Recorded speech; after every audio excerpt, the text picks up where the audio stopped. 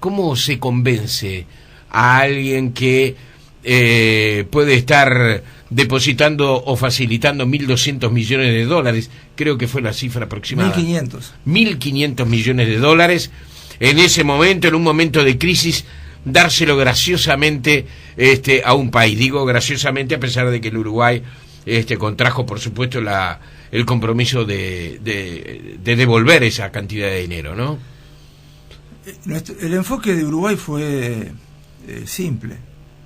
Fuimos con los números y con la verdad, y planteando argumentos tales como un país que siempre había respetado las reglas, que había sido pionero en la apertura de su cuenta de capital en la década de los 70, que no tenía ningún tipo de intervención en los mercados, donde tenía un sistema bancario transparente y supuestamente bien regulado. Hoy en ese momento enfrentaba una crisis que provenía del contagio internacional, y por lo tanto la comunidad internacional, frente a esa realidad, tiene que ayudar a sus integrantes, y Uruguay era un integrante que siempre había respetado las reglas de la comunidad internacional, en este caso en el seno del Fondo Monetario Internacional, y por tanto era nuestro pedido a Estados Unidos como accionista mayoritario del Fondo Monetario para que resolviera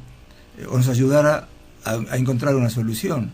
Y ahí encontramos la posición muy receptiva del Tesoro, liderado en este caso por el secretario de Asuntos subsecretario para Asuntos Internacionales, John Taylor, un profesor, una persona, una excelente persona desde todo punto de vista, y con su equipo fueron entendiendo que el Uruguay tenía un punto importante a ser considerado, y eso más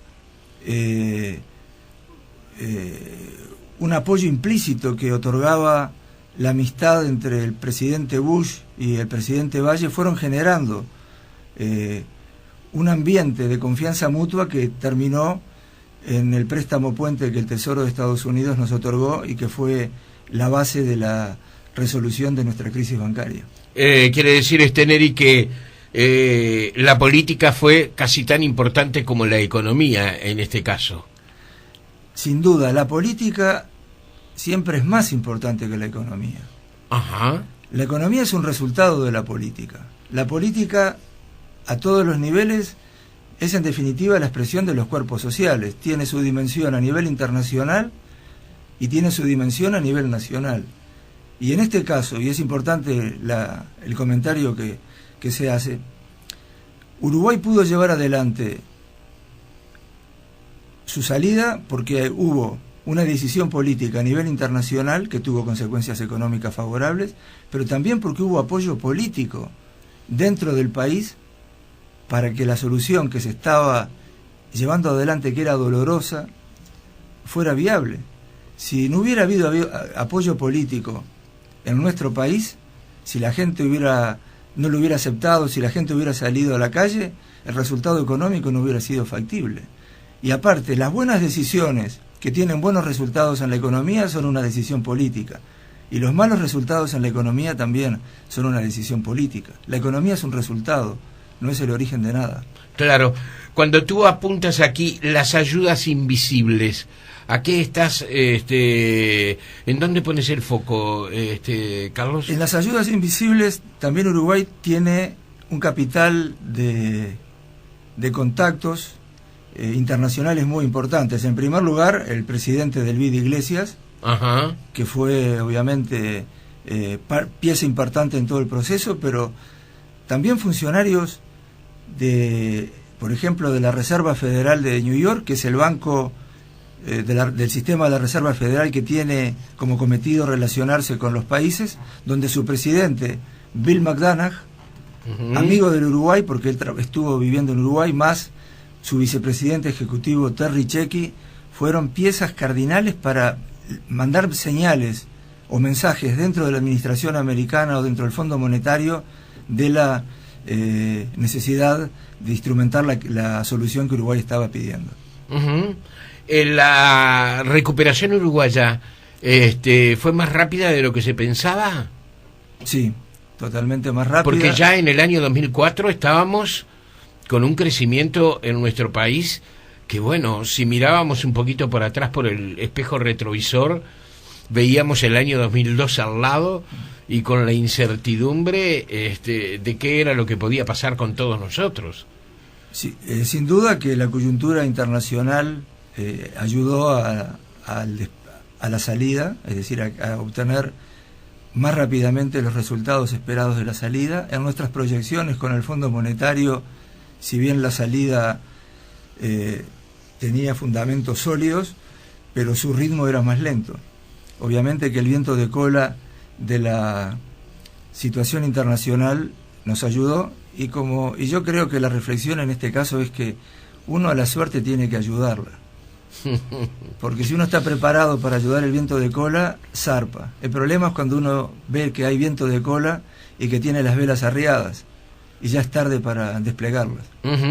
¿Crees que hay un reconocimiento de la opinión pública, que la opinión pública hoy percibe realmente el momento por el cual pasó el Uruguay y la forma en que aquellos que tenían la responsabilidad de hacerlo lograron escapar de la crisis?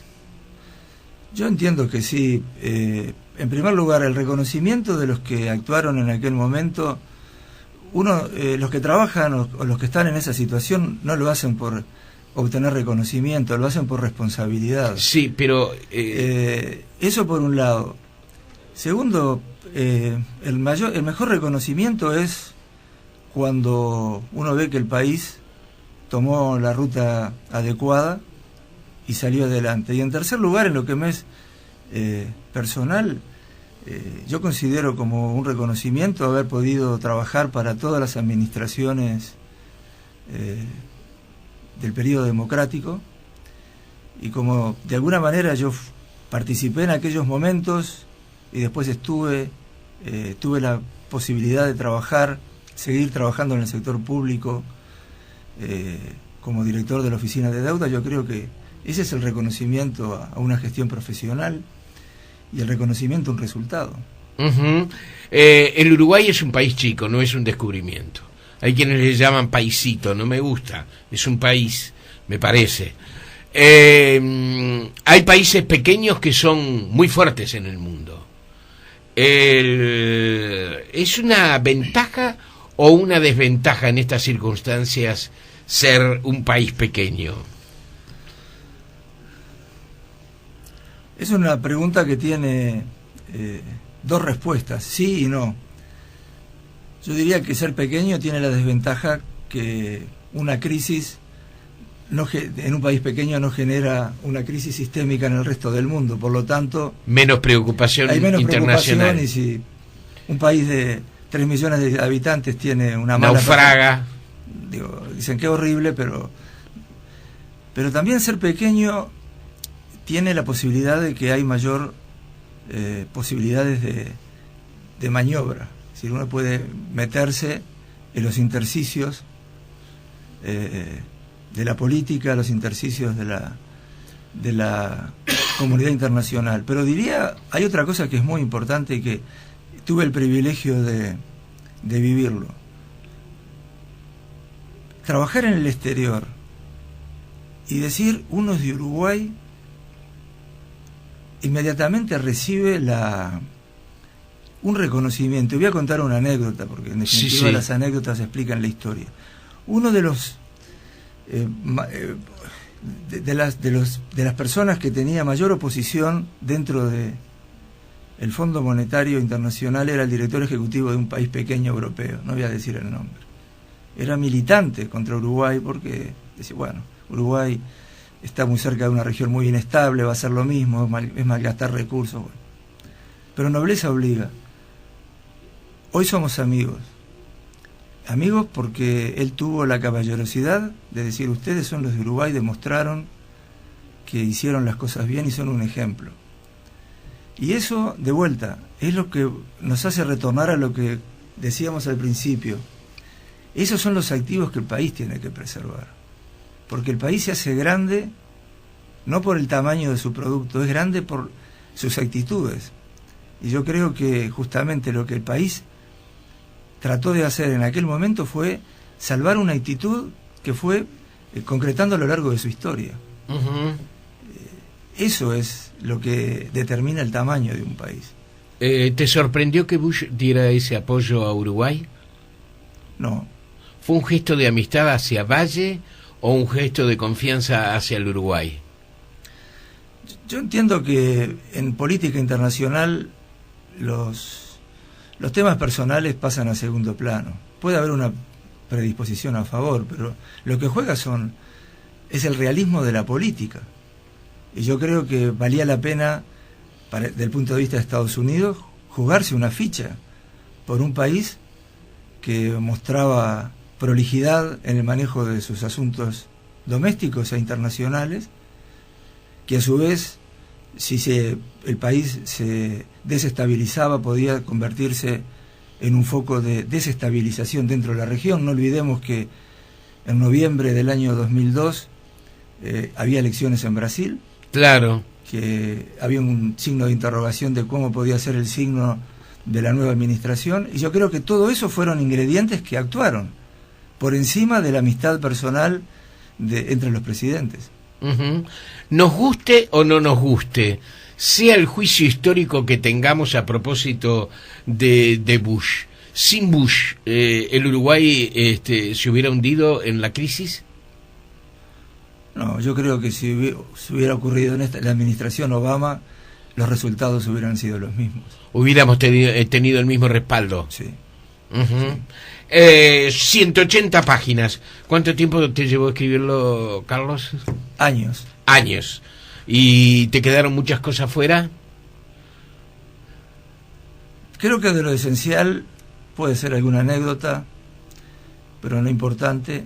Creo que aquí está el carozo de lo que ocurrió en aquellos meses. Quizás pueda, en su primera versión el libro tenía un marco más académico, más tratando de interpretar cuáles eran las razones de la posición del Fondo Monetario y de la comunidad internacional, pero entiendo que eso distraía el relato. Esto es un relato. Sí. ¿No? Es como un guión de película, es decir, cada 2 páginas van pasando, es una semana, o 2 o 3 días, y yo creo que entre la opción de escribir un relato tipo guión de película o hacer una cosa más extendida, preferí la primera alternativa. Cuando estabas en Estados Unidos, ¿tú viviste todo esto en Estados Unidos? Sí. ¿Tenías la percepción de lo que podía estar pasando o viviendo el Uruguay? ¿Los uruguayos nos dimos cuenta de lo que realmente estaba pasando?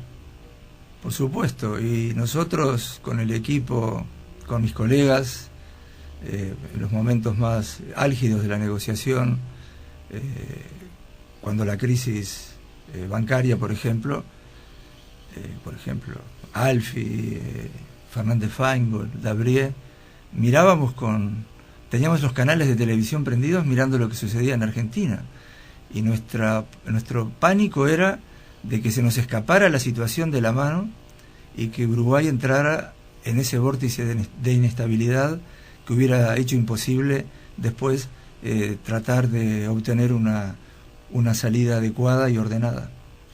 Señores, el economista Carlos Steneri es el autor. El libro se llama Al borde del abismo, Uruguay, la gran crisis del 2002-2003. Ediciones de la Banda Oriental acaba de publicarlo. Hay como una especie de alcancía que en la portada del libro, ¿verdad?, con un billete de 500 pesos uruguayos. Y aparte la alcancía está medio abollada si se mira con... Cierto.